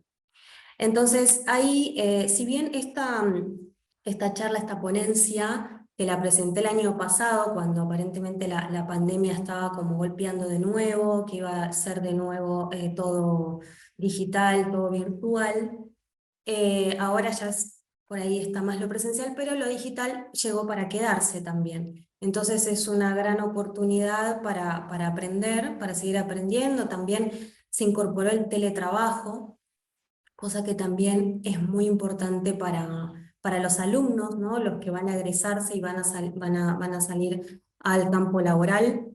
Ya el currículum, ¿no? Que uno completaba en un Word y lo convierte a PDF, por ahí ahora se convierte en algo más audiovisual también. Nos están pidiendo videos desde las empresas, entonces creo que es una alfabetización comunicacional, informacional, que bueno, que todo va acompañado de lo virtual, de la enseñanza, de los procesos de aprendizaje. No sé si voy bien de tiempo. Bueno, voy a continuar. También contarles mi experiencia. Yo ahora momentáneamente estoy en Argentina, pero estoy experimentando desde que empecé, porque la enseñanza me atravesó. Es algo que por ahí no lo tenía pensado.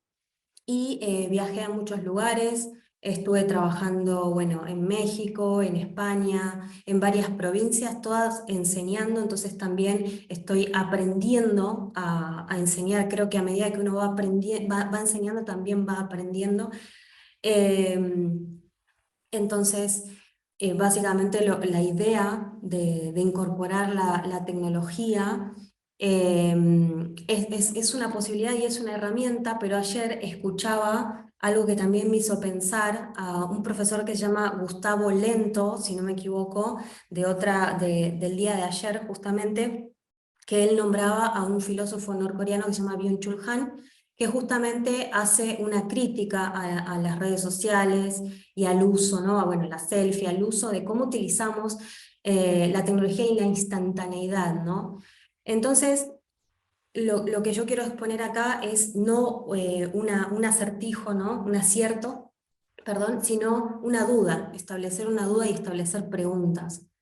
Porque realmente nosotros tenemos que utilizar la tecnología, pero también tenemos que enseñar a pensar, a esperar en momentos en donde todo tiene que ser instantáneo, rápido y darse ya. Entonces también, en parte, este congreso para mí es muy importante para escuchar a otros profesores y profesoras y aprender y aprender de sus inquietudes para poder también trabajarlas y bueno, seguir investigando. Así que bueno, es esa mi exposición. Florencia, pues ahora sí que Muy interesante lo que nos compartes y además estas interrogantes desde diferentes miradas a partir del estudio que realizaste, pero no solo centrado pues en algo en particular, ¿no? Sino de diferentes aristas que te hacen colocar diferentes signos de interrogación, como tú lo señalabas ahorita al final de la presentación, y que ahorita, bueno, pues comentaremos al respecto, pero que yo creo que la mayor parte de los colegas coincidimos contigo en hacernos estas interrogantes, ¿no?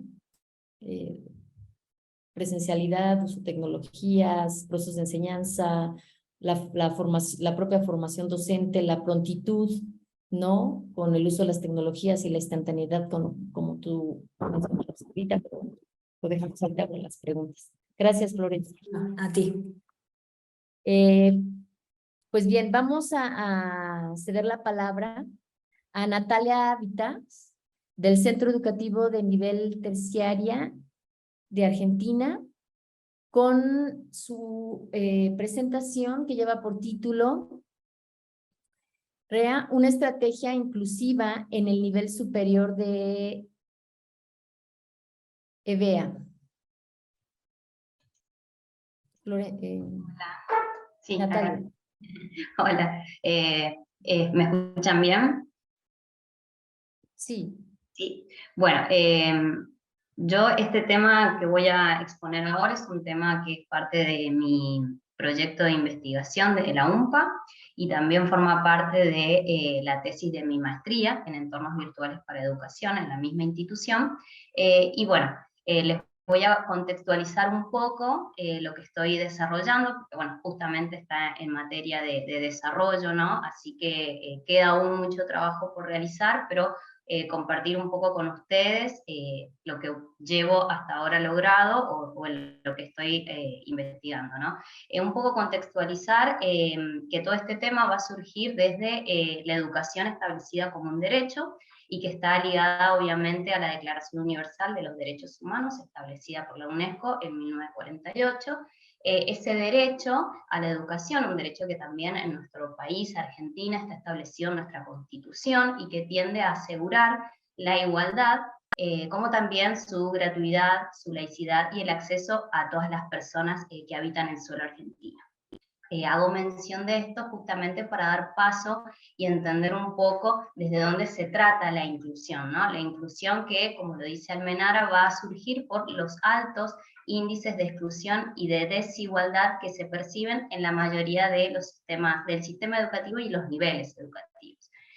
Por tal razón, la idea es poder abarcar la inclusión desde poder pensar en las diversidades como oportunidades para los procesos de aprendizaje, ¿bien? Y en este sentido, cuando hablamos justamente de inclusión, lo hacemos a través de un concepto mucho más profundo, que es el que rige también el tema investigativo que desarrollo, que es la educación inclusiva, ¿bien?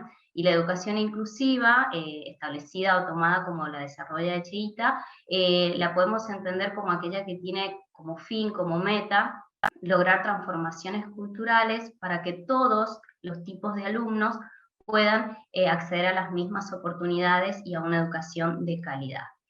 Justamente cuando hablamos de educación inclusiva, hablamos también de las diferencias de los estudiantes que tenemos actualmente.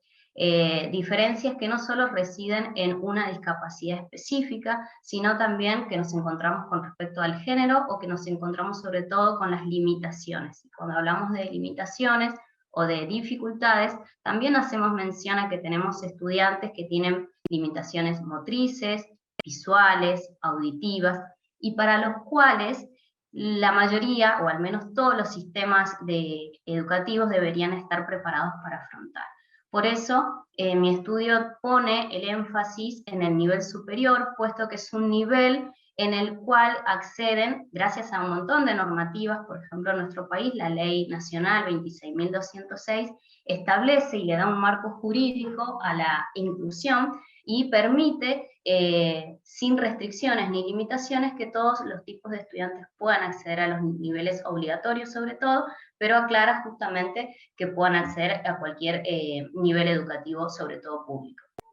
Por lo tanto, el nivel superior tiene estudiantes de diversas características y que son números que se acrecientan año a año, que gracias, como mencioné, estas normativas, pueden realmente acceder a un estudio superior.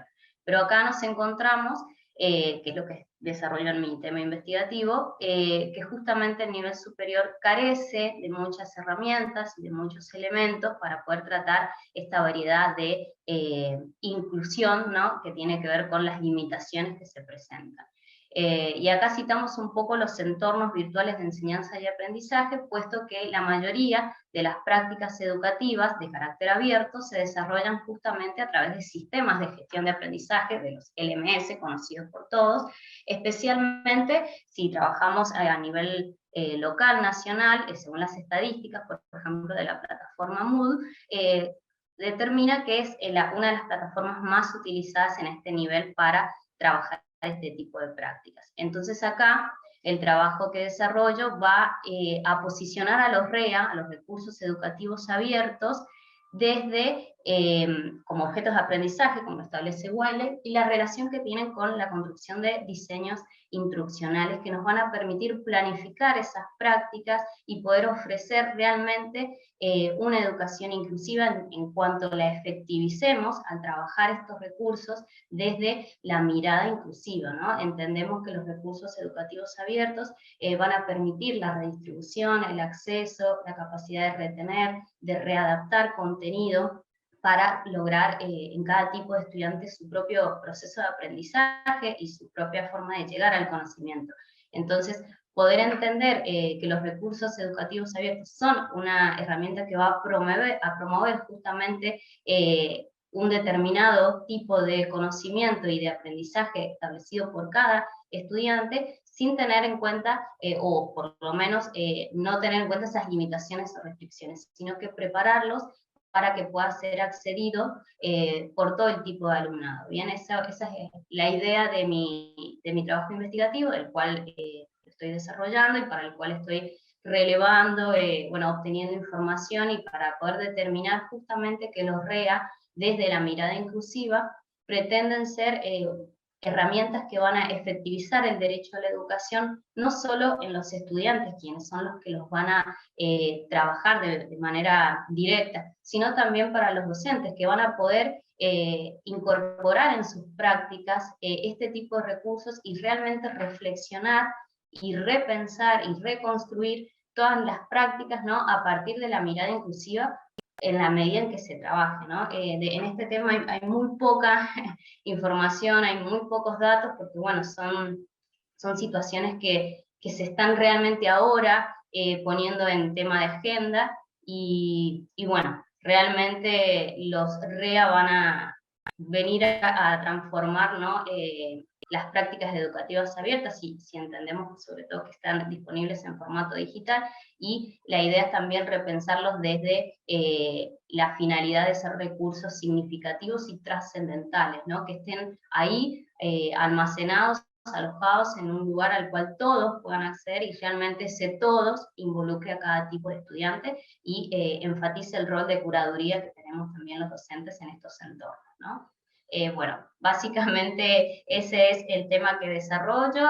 Bueno, estoy en la etapa, ¿no?, de, como te comenté, les comento, de recolección de datos, relevar, que es una parte importante y que sirve a los fines de mi trabajo investigativo, y bueno, y con todos los resultados que se obtengan, poder aportar, poder hacer sugerencias que sean, como establecí, significativas para poder efectivizar el derecho de la educación inclusiva que tenemos todas las personas simplemente por nuestra condición humana, ¿no?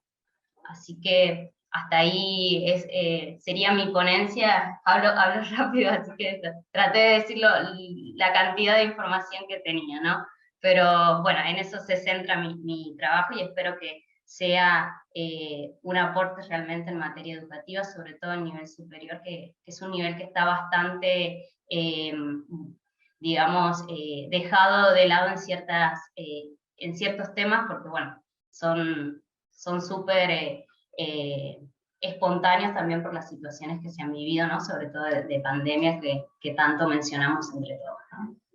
Bueno, si quieren hacerme después preguntas y demás, estoy a su disposición.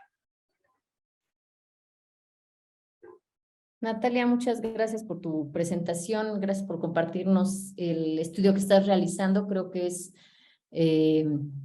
pues un tema, como muchos de los que se han vertido aquí, que se correlacionan prácticamente con las temáticas abordadas por precisamente, por un lado, el uso de las tecnologías, la formación, ahora sí como el tema de la mesa, ¿no? Esta formación docente donde tenemos que romper paradigmas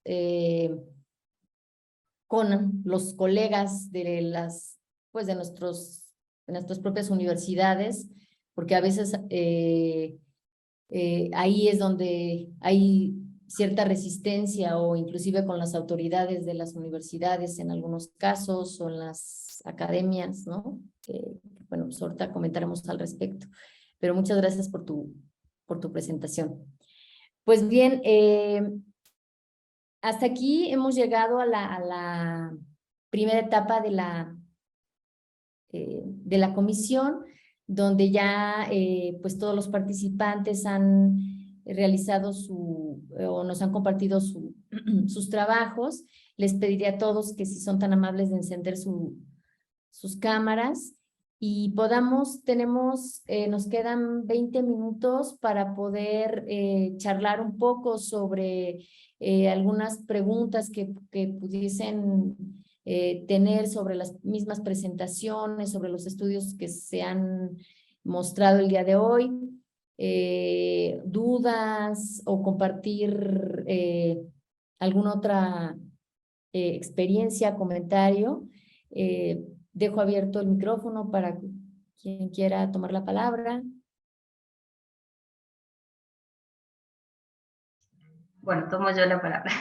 No, Sí, primero me parece que tenemos todos un hilo conductor que nos atraviesa y que es la educación en estos nuevos tiempos, ¿no? Y quizás todos de alguna u otra forma reivindicamos, ¿no? La parte visual en estos procesos, ¿no? Y cómo cobran peso en el ámbito educativo, sobre todo para poder desarrollar los procesos de enseñanza y aprendizaje, ¿no? Que posicionan tanto a los estudiantes, a los docentes y a toda la comunidad educativa que acompaña, ¿no? Estos procesos.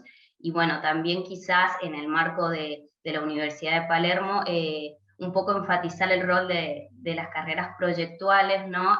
En esta nueva era, y cómo podemos generar al servicio de la comunidad, ¿no? En este caso yo hablo desde los recursos educativos abiertos, ¿no?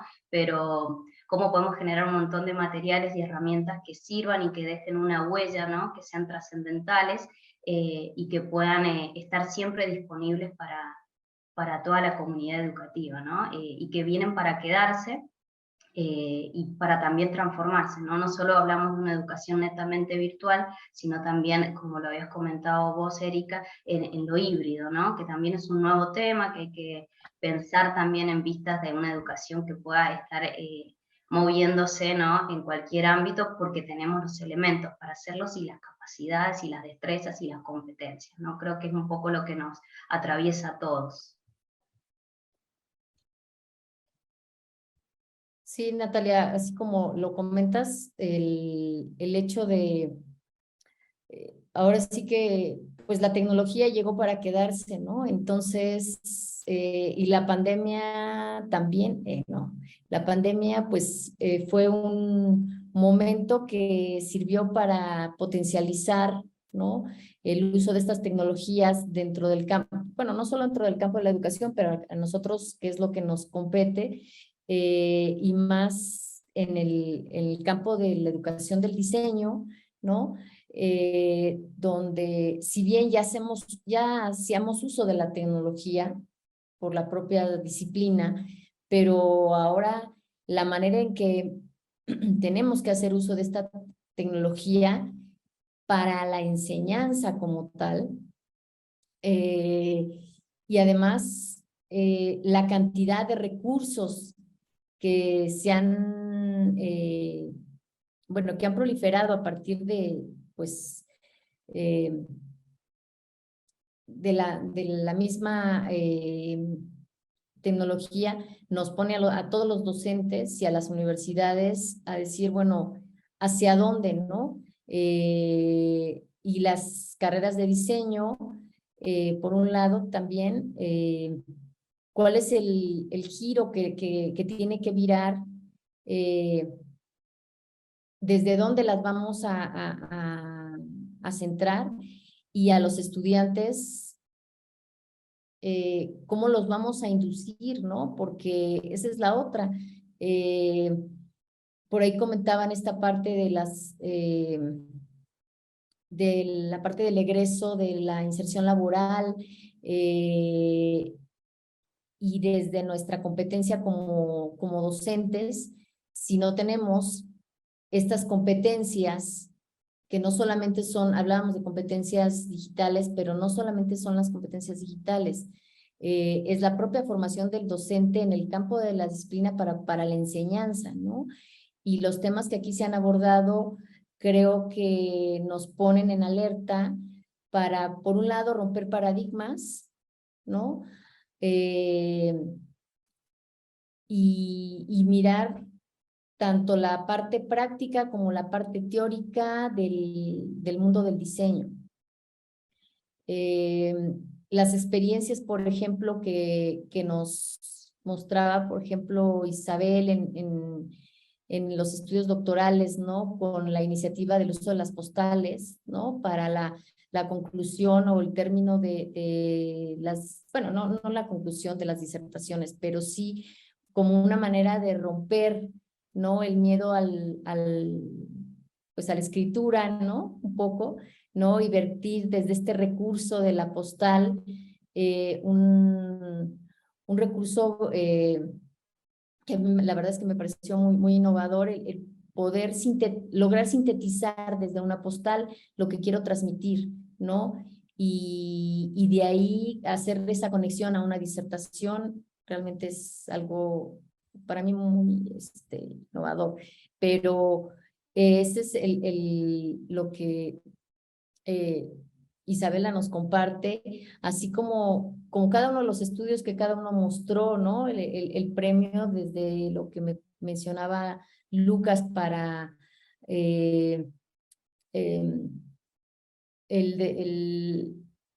la cuestión de las buenas prácticas para el desarrollo sostenible en las comunidades y cómo hacer visible en otros entornos estas buenas prácticas, pues nos pone en alerta a todos los docentes en nuestro campo, ¿no?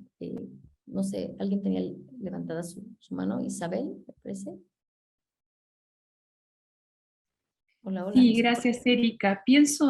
Vuelvo sobre esta afirmación de Elliot Eisner respecto de cómo la forma modela el contenido, y pienso en los aportes del diseño de comunicación visual en campos más amplios, tanto en la instancia de la estructuración del currículo como en la instancia de la evaluación.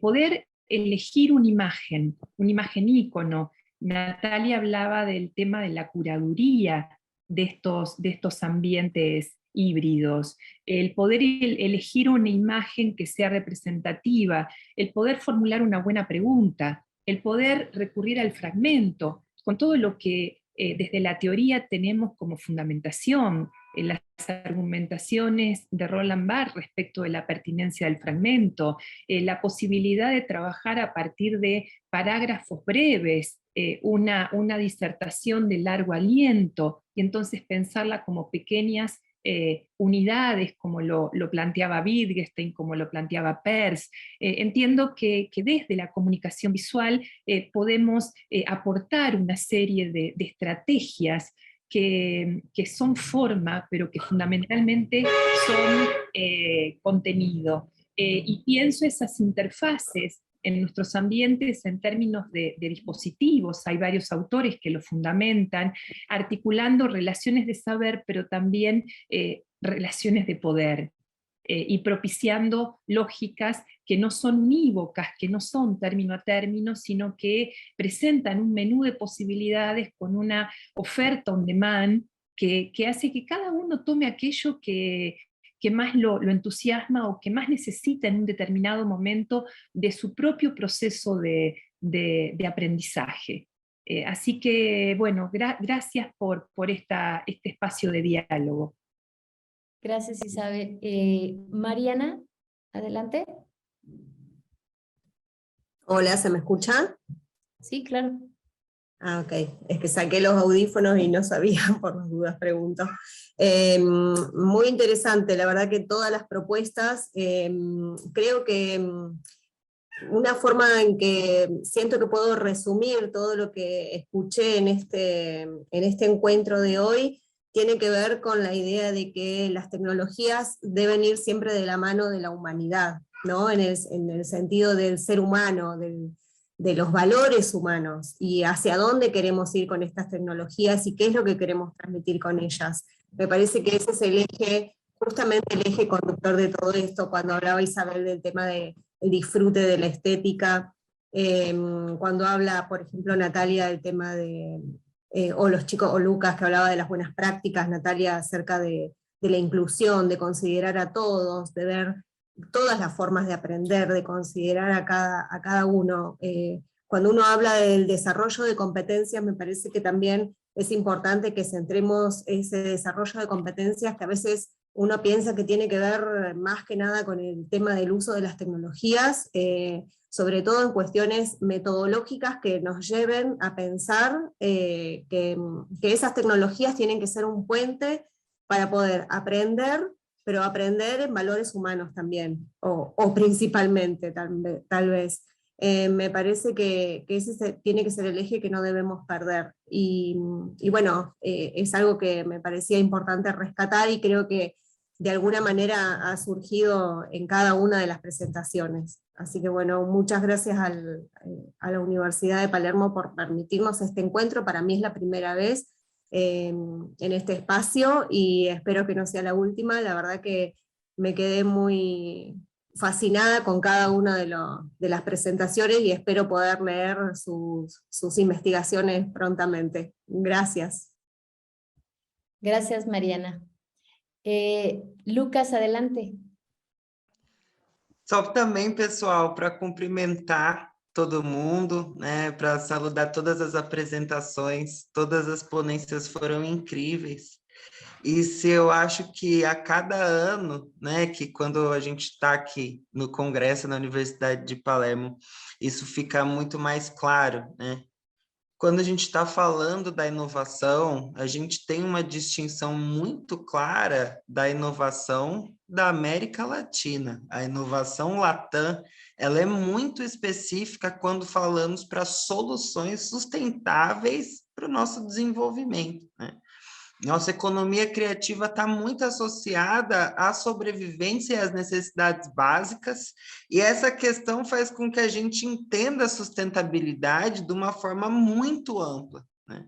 Então, ainda que a gente esteja falando de todas as perspectivas do design gráfico, design de produto, o design social vernacular, o design contemporâneo, o social, especialmente aqui, né, como o Manzini fala propriamente dito, que o social não pode ser aqui, e isso se faz claro, uma disciplina específica, mas sim a base de tudo que a gente está trabalhando com essas vertentes, né? Porque senão o que seriam essas outras específicas e o design social específico aqui? As outras estão trabalhando para destruir a nossa sociedade? Não, né? De forma alguma. Então temos toda essa associação e estamos aliados nessa perspectiva. Muito obrigado novamente, né? E aí nos vemos em breve. Muy bien, Lucas. Sí, claro que sí. Nos veremos pronto y creo que estos espacios que nos brinda la universidad para para compartir, para aprender, para darnos cuenta también que no solo lo que nos sucede en nuestras universidades nos pasa a nosotros, ¿no? A veces decimos, ay, es que tenemos esta situación, aun cuando hacemos estas investigaciones y hacemos comparativos, pero el escucharlo de viva voz y el darnos cuenta que compartimos, por un lado, la esencia del diseño y que lo que nos sucede es común, es un común denominador en algunas otras instituciones, suma para alentarnos a modificar, a ser mejores, a colaborar, ¿no? Y hacernos de estas buenas prácticas de los colegas de otros países, ¿no? Cedo la palabra a Yusiel. Adelante, Yusiel. Nos Sí, quedan gracias. 7 minutos. Pues igualmente me parecieron sumamente interesantes todas las ponencias. Me gusta mucho que estamos viendo problemas comunes, como dicen, tropezamos con las mismas piedras. Y algo que me gustó mucho de lo que acaba de decir Lucas, que hay una presencia latinoamericana, ¿no? Comentábamos ayer en una mesa que pareciera que Albertson Dwiggins, no me acuerdo, en Estados Unidos en 1900 tantos inventó el diseño o el término más bien, ¿no? Siendo que pues hay una historia riquísima, ¿no? En Latinoamérica, en todos lados. Entonces, vemos concretamente cómo es que el diseño toma ciertas formas y está totalmente vinculado con la sociedad, ¿no? Lo que decía ahorita Lucas, un poco como a broma, hay fuerzas que destruyen la sociedad y todo se basa en esto, finalmente nuestra labor es social, ¿no? Entonces, yo sí veo un contrapeso claro y me gusta mucho este tipo de eventos, de pláticas, porque veo cosas concretas, ¿no? Ya veo cómo se materializa, se cristaliza, se aterrizan un montón de conceptos que pueden aparecer un poco aislados, un poco volando. Hablamos de constructivismo, de conectividad, de conocimiento situado, conocimiento grupal, pero hay veces que no queda muy claro cómo es que podemos tomar realmente esto y darle un sentido concreto, ¿no? Muchas veces también yo lo veo en mis clases de diseño, estamos hablando de subjetividades y muchas veces no hay una estructura clara, ¿no? Son tantos elementos que están confluyendo que de repente es fácil perderse, ¿no? Y quedarse en el, bueno, pues se ve bien o se parece a Star Wars o lo que esté de moda y parecía que eso es el objetivo de la clase cuando pues es algo muchísimo más amplio, ¿no? Que nos hace ver hacia nosotros mismos, hacia el contexto inmediato y pues global, evidentemente, en el que estamos inmersos, ¿no? Entonces, por eso, pues me parece realmente pues invaluable todo este conocimiento, todas estas pláticas, y más bien quisiera uno tener un poquito más de tiempo, ¿no? Para acercarse a todas estas investigaciones que pues, son interesantísimas, ¿no? Que ahorita es así como una embarradita, decían por ahí, como un pantallazo, ¿no? Lo que estamos haciendo nosotros es así, apenas unos pincelazos de los que todo mundo, pues tiene algo muchísimo más extenso detrás, ¿no? Y que ahorita en 10 minutos tratamos de rápidamente exponer algo que fuera pues significativo y bueno, en el caso de todos los ponentes yo lo aprecio mucho, lo lograron todos muy bien en 10 minutos, me doy idea súper bien y queda mucho la curiosidad, ¿no? De ver cómo siguen todas estas investigaciones. Y pues muchísimas gracias. Muchas gracias, Yusiel. Jonathan, adelante. Sí, bueno, antes que nada, agradecer a la organización del Congreso y felicitar a todos los compañeros de comisión por sus excelentes propuestas, por sus excelentes investigaciones que hoy día están compartiendo. Creo que se ha hablado de temas muy interesantes. Natalia habló, por ejemplo, sobre la inclusión. Algo que, bueno, aquí en Ecuador también se lo está aplicando. Específicamente en donde tenemos la oportunidad de trabajar junto con Yanela, también tenemos inclusive un departamento de inclusión, ¿no? Pero ahí viene el otro inconveniente y un poco se junta con la investigación que pudo hacer Florencia de esas brechas digitales. Entonces, por ejemplo, en plena pandemia, en plena virtualidad, como por ejemplo sigues estos procesos o estas recomendaciones que requiere un estudiante por ejemplo, que es sordomudo, que tuvimos la experiencia. Entonces, ¿cómo lo cómo afrontas esos desafíos. Y ahí hasta cierto punto tocó un poco como docentes, un poco apelar a nuestra creatividad para poder sacar adelante una clase, ¿no? Algo importante también es que toda esta virtualidad, todo este entorno, ¿no? que nos trajo la pandemia de dar clases de forma virtual, también ayudó a afrontar determinadas crisis. Por ejemplo, yo ahora poco haciendo analogía, en el sentido de que nosotros ahora poco tuvimos protestas aquí en Ecuador, los cuales también las tuvimos en octubre de 2019, previo a la pandemia. En octubre de 2019, previo a la pandemia, las clases tuvieron que pararse durante 15 días aquí en Ecuador.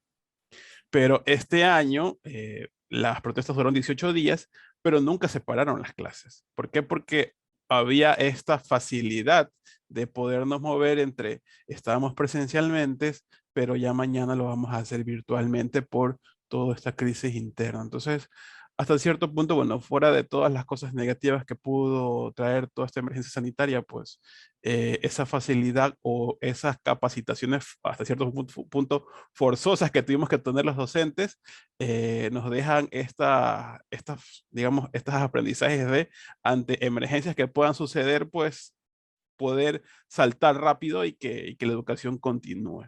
Entonces, bueno, es un poco como para complementar. Una vez más, felicito a todos por sus ponencias y gracias por estar aquí presentes. Muchas gracias, Jonathan. Pues nuevamente felicitarlos a todos por sus ponencias, como ya señalaban los colegas. Estamos ya a 2 minutos de cerrar la comisión. A nombre de la Universidad de Palermo, de la Facultad de Diseño y Comunicación, darles las gracias por participar y ser parte de esta comunidad latinoamericana.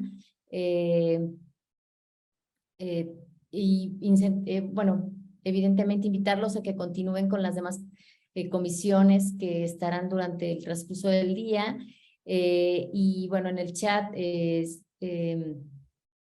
Celeste ha colocado algunos mensajes que ustedes pueden consultar para las presentaciones más adelante, para la red de investigación latinoamericana y entre algunos anuncios que por ahí se han estado dando. Y pues nos seguimos viendo. Gracias por su participación, gracias por compartir sus conocimientos, sus estudios y por permitirme ser parte de esta comisión. Muchas gracias a todos, que tengan un excelente día y cuídense mucho.